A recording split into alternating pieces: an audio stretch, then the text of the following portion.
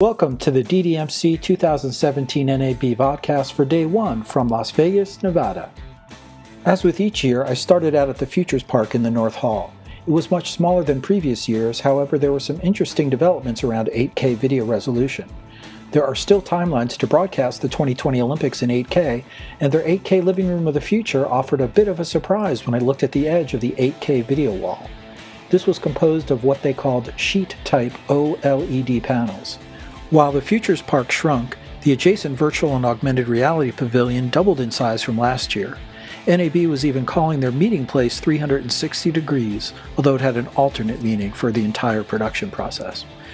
There were many new players at the table, from iOS mountable cameras, to camera rigs in the $3,000 to $4,000 range, to this cinematic beast from Jaunt that can deliver over 10 stops of exposure and a final image at 8K and 120 frames per second. All this and the software too could be had for just under $100,000. They are available for rental as well. More in our neighborhood was a camera from Human Eyes called Views. It offers 4K resolution and proprietary stitching software included at around $799. There were also several interesting spatial audio solutions and microphone arrays with a nice multi-capsule solution from Sennheiser.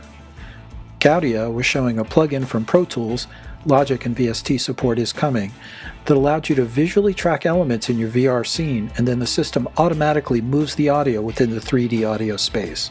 It was pretty mind-blowing.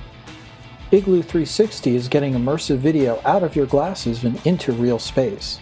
Their tent solution is portable and available for rental or purchase for around $60,000. That includes setup of the structure, the projectors, and the software to control the system. I noticed that the 360 rig company 360 Hero changed their name to 360 Rise.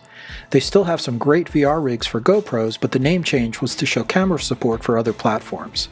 This may have been due to the introduction of a pretty cool and tiny 4K camera from Yi, the Chinese communications giant. The 4K 30p camera is only $199. The 4K Plus beats the new GoPro by having the ability to do 4K 60p in this tiny package at only $349. Stepping back into the boring old world of 2D video, Ross was showing off the new features of their Carbonite Black Solo switcher. The combo switcher and frame cost about $8,000 when purchased together. They were showing their new Clip Store Playout feature that allows you to attach a USB stick and play clips directly to air. Anyone familiar with the larger switchers will have no problem running their little brother.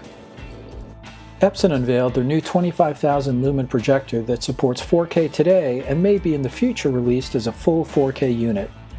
The contrast ratio and blacks were really astounding. The projector lists for just under $100,000 with a significant discount for education in their Bright Futures program. Well, that wraps up today's report. This was just a sample, so be sure to check out my final report for details on the equipment mentioned today, plus a whole lot more.